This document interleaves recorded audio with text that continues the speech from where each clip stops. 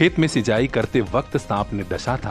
पूरा परिवार लेकर डॉक्टर के यहाँ भागा, हायर सेंटर भी गए, लेकिन जान नहीं बचाई जा सकी। 22 वर्षीय आकाश चौहान की मौत से पूरी चौहान बस्ती में शोक का माहौल है। यह घटना है आजमगढ़ के गंभीरपुर थाना क्षेत्र के उतरगावा की, जहां देवव्रत चौहान का 22 वर्षीय बेटा आकाश चौहान आज दिन में खेत की सिंचाई कर रहा था। उसी दरमियान अचानक जहरीले सर्प ने डस लिया। परिवार के लोग आनन फानन में उसे लेकर शहर के सिधारी स्थित एक निजी अस्पताल में गए, लेकिन डॉक्टर ने स्थिति की गंभीरता को देखते हुए आजमगढ़ के मंडली अस्पताल रेफर किया। मंडली अस्पताल में भी इलाज के बाद स्थिति सुधार नहीं हुई तो डॉक्टरों ने कहा बाहर लेकर जाइए। परिवार वाले गाजीपुर के एक अस्पताल में इलाज करा रहे थे, जहां देर रात मौत हो गई। उतरगावा के चौहान बस्ती में शोक का माहौल है और परिवार वालों का रो रो कर बुरा हाल है। आकाश चौहान काफी होनहार युवक था और उसकी मौत ने बहुतों को रुला दिया। ब्यूरो चीफ अजय कुमार की खास रिपोर्ट, पीआर इंडिया न्यूज। सर्दी के कपड़ों पर आजमगढ़ में सबसे बड़ी छूट। जालान बाजार, सिधारी तिराहा, दक्षिण गली, मऊ रोड, आजमगढ़। कंबल हो, स्वेटर हो, शाल हो, स्टाल हो, एक खरीदिए दूसरा मुफ्त लेकर जाइए। जेंट्स लेडीज जैकेट, चीटर, लोअर, स्ट्रैक सूट और भी बहुत कुछ। उन्हीं कपड़ों की खरीदारी पर इतनी बड़ी ऑफर और कहां। जालान बाजार पहुंचिए, शादी विवाह, स्कूल ड्रेस, जूता मोजा पर भी भारी डिस्काउंट पाइए।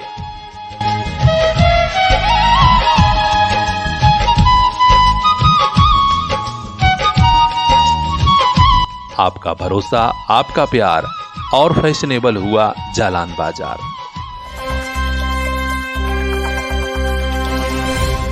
अरोला थाना क्षेत्र में दलित विधवा के साथ सामूहिक दुष्कर्म की घटना को अंजाम देने वाले अपराधियों को अभी उनके किए की सजा तो नहीं मिल पाई, लेकिन इस बीच दलित महिला की मौत हो गई। इस घटना की चर्चा पूरे क्षेत्र में है और लोग चाहते हैं कि आरोपियों के खिलाफ सख्त से सख्त एक्शन लिया जाए। हम आपको बता दें, अरोला थाना क्षेत्र में एक दलित महिला के साथ दुष्कर्म की घटना हुई थी। आधा दर्जन लोगों ने सामूहिक दुष्कर्म किया था। बाद में उसकी हालत बिगड़ी तो पुलिस अस्पताल लेकर गई थी और पता चला कि 5 माह पूर्व घटना हुई थी और वह 5 माह की गर्भवती थी। बाद में खून की कमी के चलते उसकी मौत हो गई। हालांकि अरोला थाने की पुलिस के कुछ जवानों ने उसे खून दिया था, लेकिन बाद में स्थिति और बिगड़ गई और मौत हुई। अब परिवार वाले चाहते हैं कि हर हाल में आरोपियों के खिलाफ बड़ा से बड़ा एक्शन लिया जाए, क्योंकि इस घटना के बाद आरोपी खुलेआम घूम रहे थे।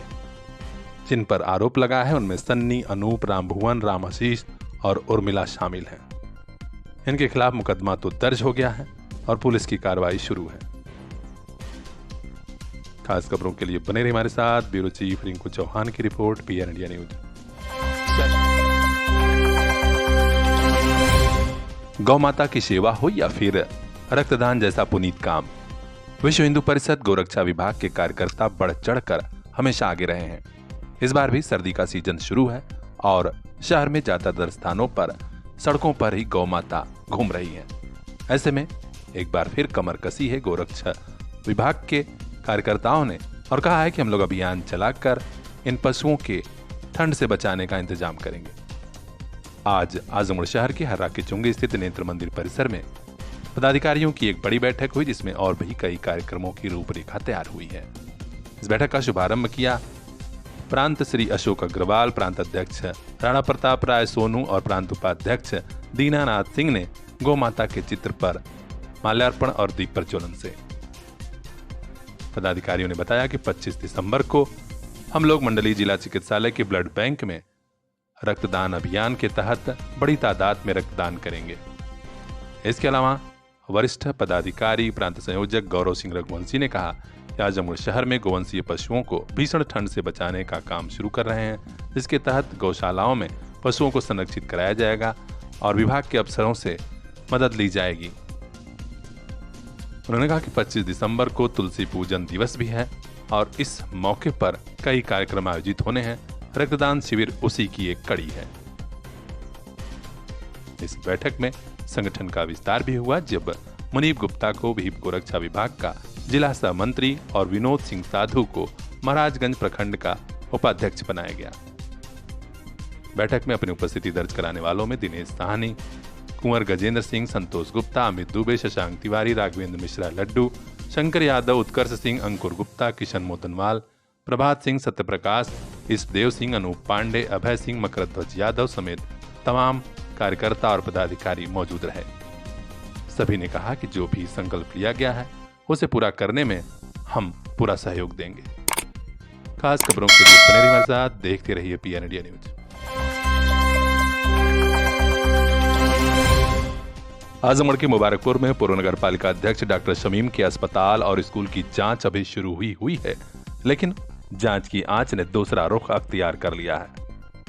अभी एक दिन पहले ज्वाइंट मजिस्ट्रेट सदर सुनील कुमार धनवंता के नेतृत्व में टीम पहुंची थी और बड़े ही पुख्ता तरीके से उनके अस्पताल और स्कूल की छानबीन शुरू हुई।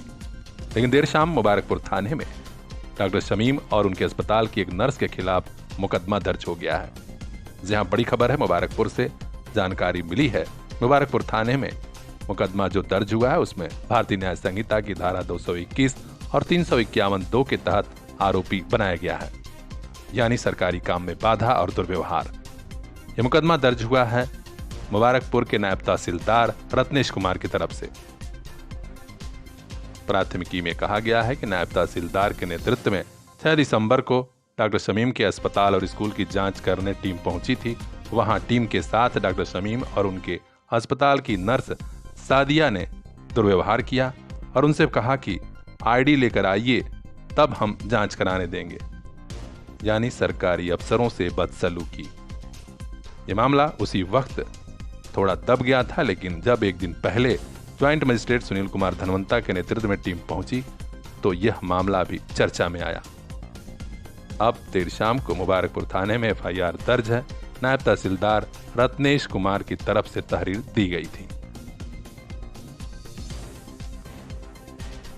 तहरीर में यह भी कहा गया है कि मुबारकपुर के ही मोहम्मद फैजान पुत्र मोहम्मद सिद्दीक, जो नयापुरा के रहने वाले हैं, उन्हीं ने ज्वाइंट मजिस्ट्रेट के यहाँ डॉक्टर शमीम के अस्पताल और स्कूल की शिकायत दर्ज कराई थी। उसी की जांच करने हम लोग गए थे। अब देखना है आगे जांच की आंच कब और कितनी बड़ी होती है। हर अपडेट हम तक पहुंचाएंगे। खास खबरों के लिए बने रहिए हमारे साथ। ब्यूरो चीफ मोहम्मद जावेद लड्डू की खास रिपोर्ट, पीएन इंडिया न्यूज। मैंने 3,92,000 रुपए की छिनौती की रिपोर्ट दर्ज कराई, जो कि वो फर्जी थी। आजमगढ़ शहर कोतवाली में एक दिन पहले हुई लूट की घटना पुलिस की छानबीन में फर्जी निकली। व्यापारी चंदन अग्रवाल ने कबूल किया और पुलिस के अफसरों की छानबीन में भी साबित हुआ कि लूट की घटना फर्जी थी। आपका क्या नाम है? चंदन अग्रवाल। पिताजी का नाम? कन्हैया लाल अग्रवाल। कहाँ के निवासी हैं? पुरानी सब्जी मंडी। आज आपके साथ क्या घटना हुई? आज मैंने एक छोटी अफवाह फैलाई, जिसमें मैंने 3,92,000 रुपए की छिनौती की रिपोर्ट दर्ज कराई, जो कि वो फर्जी थी।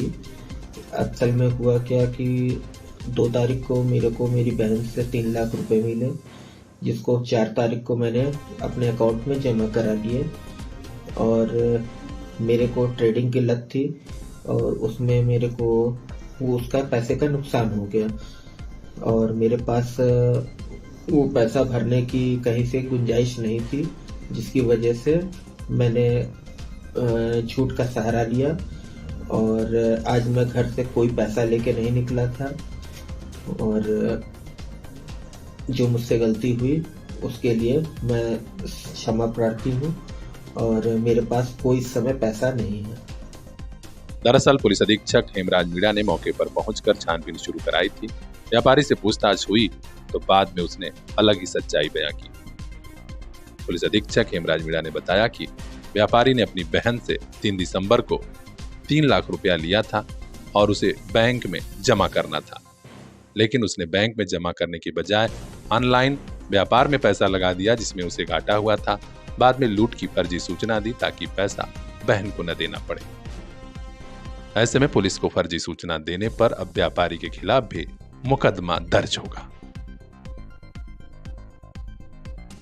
कल कोतवाली में एक चंदन अग्रवाल नाम के व्यक्ति के द्वारा करीब 1 बजे ये सूचना दी गई थी कि उनके साथ में लूट की घटना हुई है। उनका ये कहना था कि वो अपने दुकान से बैंक में पैसा जमा कराने के लिए निकले थे और उनके पास करीब 3,92,000 रुपया था, जिसको 2 अज्ञात बाइक सवारों के द्वारा गाड़ी रोक के और उनसे पैसा ले लिया गया और उसके बाद में वो लोग भाग के चले गए।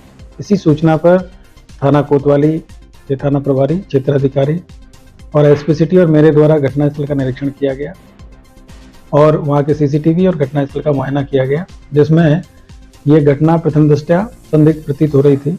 इसी में वादी से थाने पर ले जाकर विस्तृत पूछताछ किया गया तो ये जानकारी मिली कि उन्होंने 3 दिसंबर को अपनी बहन से 3 लाख रुपया लिया था और वो पैसा उनको अपने बैंक में जमा करके और अपनी बहन को ट्रांसफ़र करना था, लेकिन 4 तारीख को इन्होंने उस पैसे को ट्रेडिंग में लगा दिया और ट्रेडिंग में जब इनको घाटा हो गया तो उसके बाद में इन्होंने प्लान करके और कल दिन में ये वहाँ से निकले और उसके बाद में इन्होंने एक लूट की एक फर्जी सूचना यूपी 112 पर दी और इनके साथ में इस तरह की कोई घटना होना नहीं पाया गया और इन्होंने ये स्वीकार भी किया है कि इनको अपनी बहन का पैसा वापस ना देना पड़े, इसी को लेकर इन्होंने ये फर्जी लूट की सूचना दी है। इस घटना में थाना कोतवाली के अंतर्गत मुकदमा पंजीकृत किया गया था। उसमें जो भी साक्ष्य मिले हैं उसी के आधार पर इसमें आगे की विधिक कार्रवाई की जा रही है और वादी ने चूँकि इस घटना की झूठी सूचना दी थी तो इनके विरुद्ध भी पुलिस को झूठी सूचना देने के संबंध में विधिक कार्रवाई की जा रही है। खास खबरों के लिए बने रहिए हमारे साथ। ब्यूरो चीफ सलोनी विश्वकर्मा की रिपोर्ट, पीआर इंडिया न्यूज। सर्दी के कपड़ों पर आजमगढ़ में सबसे बड़ी छूट। जालान बाजार, सिधारी तिराहा, दक्षिण गली, मऊ रोड, आजमगढ़।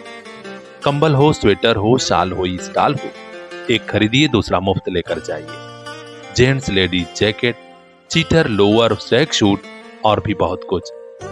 उन्हीं कपड़ों की खरीदारी पर इतनी बड़ी ऑफर और कहां। जालान बाजार पहुंचिए, शादी विवाह, स्कूल ड्रेस, जूता मोजा पर भी भारी डिस्काउंट पाइए।